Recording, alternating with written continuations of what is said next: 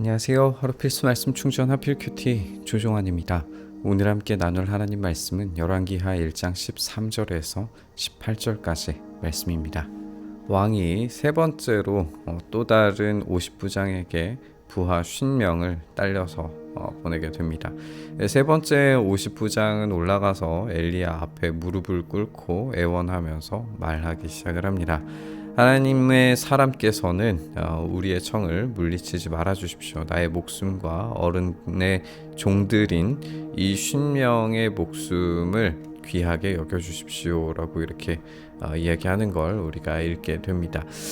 세 번째 다른 50부장이 이제 올라갔을 때 앞선 50부장들은 왕의 명령을 좀 우선하는 것처럼 보였는데 하나님의 사람에 대해서 자신들의 어떤 무력으로 엘리야를 제어할 수 있다고 생각한 것처럼 보였어요. 그런데 이들은 갈멜산에서 죽은 우상 숭배자들처럼 불에 타 죽고 말죠. 이 선례를 본 이 세 번째 50부장은 두려워하면서 이제 반응하고 있는 걸 보게 됩니다. 여기 이제 무릎을 꿇고 애원했다라고 하는 것이 얼마나 이제 엘리야 앞에서 극도의 이 두려움으로 간청하는지를 볼 수가 있는데요.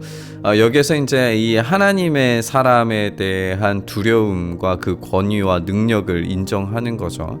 이 권위와 능력을 인정했다라는 것은 단지 엘리야만의 이 권위와 능력을 인정했다는 게 아니라 하나님의 권위와 능력, 결국에는 이제 하나님의 사람, 하나님의 종이기 때문에 이 하나님의 권위와 능력을 인정했다라는 것으로 우리가 볼 수가 있습니다. 그래서 하늘에서 불이 내려와서 이미 50부장 2명과 그들의 부하 100명을 모두 태워 죽였는데 이제는 나의 목숨을 좀 귀하게 여겨달라, 이렇게 완전히 바짝 엎드리는 모습을 우리가 보게 되죠. 이렇게 이 하나님의 능력에 대해서 경외하는 이 50부장의 이야기를 우리가 보면서 이전에 이제 두 50부장은 왕의 명령을 더 두렵게 여겼다면 이 세 번째는 하나님의 권위와 능력을 더욱 두렵게 여기고 반응하는 것을 우리가 보게 돼요. 우리가 이제 아직 이세벨이 살아 있으리라고 예상이 되죠. 우리가 이제 이세벨이 죽는 이야기는 훨씬 뒤에 나오기 때문에 아직 이세벨의 영향력이 살아 있다면 이런 식으로 반응하는 것도 결코 쉬운 일은 아니었을 거예요. 이 왕궁 내에서 과연 누가 가장 큰 힘을 발휘할 수 있었겠느냐 생각을 해보면 여전히 이제 이세벨의 영향력을 무시할 수 없었을 겁니다. 그렇기 때문에 이 뒤에 나오는 이야기에서 이제 엘리야가 두려움 없이 내려가야 하는 이유를 이제 설명하는 것도 이 이세벨을 떠올릴 수밖에 없는 건데, 어쨌든 그럼에도 불구하고 이 왕의 명령보다 그 뒤에 있는 이 이세벨의 영향력보다 하나님의 권위와 능력을 인정하면서 바짝 엎드리는 이 세 번째 50부장은 실용적인 접근이었을지는 모르겠지만 어쨌든 이 반응을 통해서 목숨을 구하는 일을 우리가 보게 됩니다. 그때 주님의 천사가 엘리야에게 말해요. 그와 함께 내려가거나 그 사람을 두려워하지 말아라. 그래서 이제 엘리야가 일어나서 그와 함께 왕에게 내려가게 됩니다. 여기서 이제 이 두려워하지 말아라 라고 하는 것이 아까도 이제 이야기했지만 이세벨이 아직 그 영향력을 펼치고 있는 때라고 우리가 생각을 해보면 우리가 갈멜산 사건 이후에도 이 엘리야가 이세벨을 두려워해서 도망을 쳤잖아요. 그러니까 지금 산 위에 꼭대기에 서 있는 이 엘리야, 그리고 지금 불이 두 번이나 떨어져서 이 50부장 2명과 100명의 사람이 죽은 이 사건 후에 엘리야가 충분히 이 일로 말미암아서 또 다시 이제 이런 이세벨의 영향력으로 인해서 자기가 죽을 수밖에 없는 것 아닌가라고 하는 그런 두려움이 생길 법한데 이 천사가 이제 두려워하지 말라라고 하는 이 이야기를 내림으로써 그 두려움의 실제가 무엇인지를 우리가 읽게 해주는 것 같은데요. 엘리야가 왕에게 이제 말을 하게 되죠. 주님께서 말씀하시기를 내가 에그론의 신 바알세붑에게 내 병에 관하여 물어보려고 사절들을 보내다니 이스라엘이 내가 말씀을 여쭈어 볼 하나님이 계시지 않더란 말이냐. 그러므로 너는 네가 올라가 누운 그 병상에서 일어나지 못하고 죽고 말 것이다 라고 이렇게 하나님께서 말씀하시는 것을 전달을 하죠. 그러니까 이전에 있었던 명령의 내용과 달라진 게 하나도 없어요. 그대로 전달된 건데 여기서 이제 이 두려워하지 말아야 할 이유를 다시 한번 이제 상기시키는 것처럼 보여져요. 왜냐하면 지금 하나님이 더 우월한가 아니면 바알세붑, 우리가 어제도 함께 나눴는데 원래대로의 독법이라면 바알세불이겠죠. 바알은 왕자다. 바알은 이제 이 권위 있는 힘 있는 존재다라고 하는 그런 뜻을 가진 바알세불이 아니라 바알세붑 이라고 그렇게 읽으면서 파리의 왕일 뿐이다 라고 그렇게 읽었는데, 이 파리 왕이 도대체 무슨 힘이 있느냐는 거죠.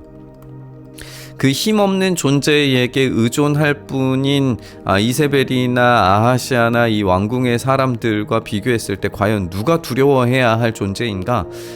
이들은 결코 두려워해야 될 존재가 아니라는 것을 하나님께서 확실하게 이야기하고 계시는 겁니다.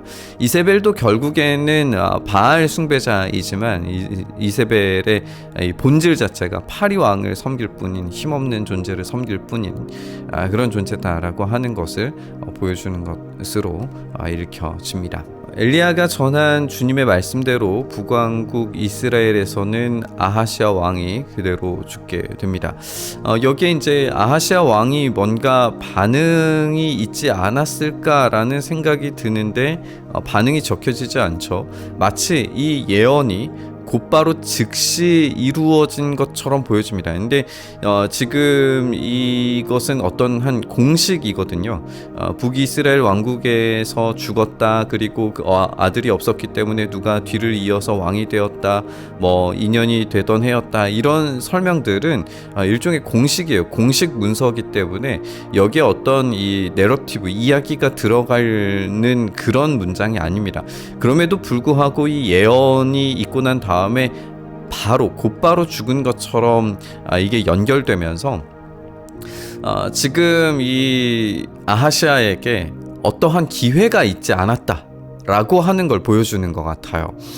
다시 말해서 지금 아하시아에게는 계속된 어떤 기회가 있었다라고 생각을 해볼 수 있습니다. 첫 번째 사절단이 있었죠. 이 사절단이 똑같은 내용을 전달했을 때에 이 아하시아가 회개할 수 있었어요. 그런데 회개하지 않았죠. 그리고 난 다음에 이제 첫 번째 이 50부장을 보낼 때에도 회개하지 않았어요. 두 번째 50부장을 보낼 때도 회개하지 않았어요.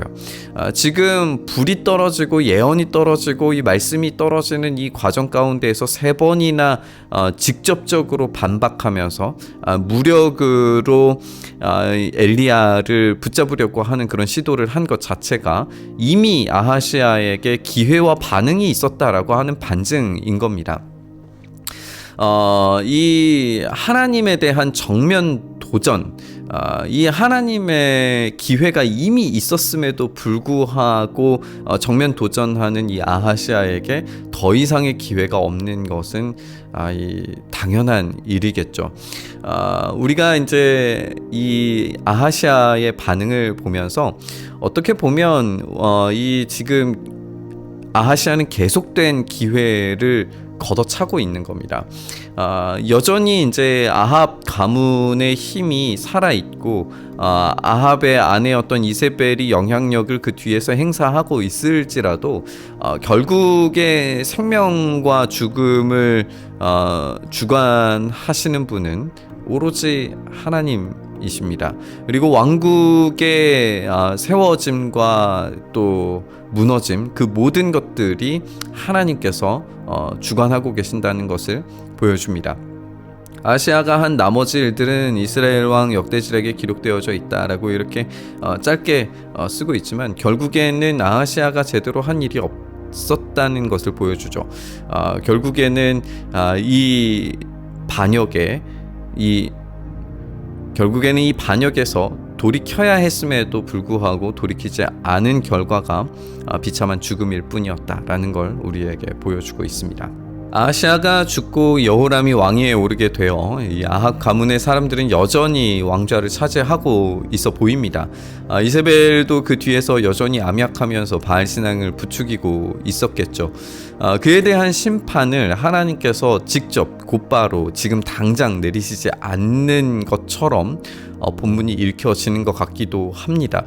그렇다면 그것은 어쩌면 계속된 하나님의 기회로 봐야 될지도 모릅니다. 회개할 기회가 있을 때, 아직 하나님의 심판이 임하지 않았을 때, 그것을 하나님께서 계시지 않는다거나 아니면 그것을 어떤 평화의 시그널로 받아들이면 안 됩니다. 우리의 나태한 심령은 지금의 평화를 하나님께서 오래 참으시는 그런 인자하신 성품으로 인식하지 못하고 회개하지 않게 만들기 십상입니다. 그런데 그때 회개해야 됩니다. 그때 회개해야 우리의 눈 앞에 닥쳐온 그 심판을 피하게 될 겁니다. 물론 우리에게 이 십자가의 위대한 사랑이 우리를 붙들고 있음을 우리가 알고 있지만, 그럼에도 불구하고 우리가 회개하지 않는다면, 그 십자가를 부끄럽게 만든다면 우리는 참된 구원을 받은 자인가라는 그런 두려운 인식을 다시 한번 점검해 봐야 합니다. 진짜 우리가 구원받은 자라면, 그 구원에 대한 인식을 우리가 갖고 있다면 지금 우리는 회개해야 합니다. 우리의 상태와 우리의 상황과 상관없이 회개해야 됩니다. 그것이 우리를 참아주시는 하나님에 대한 마땅한 경외와 사랑의 반응입니다. 오히려 지금 우리가 회개할 때 하나님께서 우리의 삶을 회복시켜 주시는 은혜를 넘어서 이 풍성한 사랑의 십자가를 더 깊이 누릴 수 있게 됩니다. 그렇기 때문에 우리의 회개는 늘 언제나 지금 당장 이루어져야 되는 겁니다. 오늘 그 회개의 자리로 다시 나아가기를 결단하면서 우리 묵상의 자리로 나아가시죠. 주님, 그렇게 우리가 우리의 죄악된 본성을 주님께 다시 한번 고백하며 우리의 연약함을 주님께 고백하오니, 주님 우리를 긍휼히 여기시고 우리를 불쌍히 여기셔서 주님의 그 사랑 안에서 다시금 우리의 심령이 회복되고 주님의 두려운 심판을 그 십자가 위에 쏟으신 그 놀라운 우리를 향한 그 자비와 인자와 그 사랑을 우리가 다시 한번 확인하면서 우리의 죄악된 본성을 버리고 주님의 그 십자가 앞에서 다시 주님을 영화롭게 섬기는 그 경외감으로 오늘 하루를 살아낼 힘과 능력 얻을 수 있도록 주여 붙잡아 주시옵소서. 이렇게 우리 가운데 함께 하시기를 바라고 소망하며 우리 주님 예수님 이름으로 기도드리옵나이다. 아멘.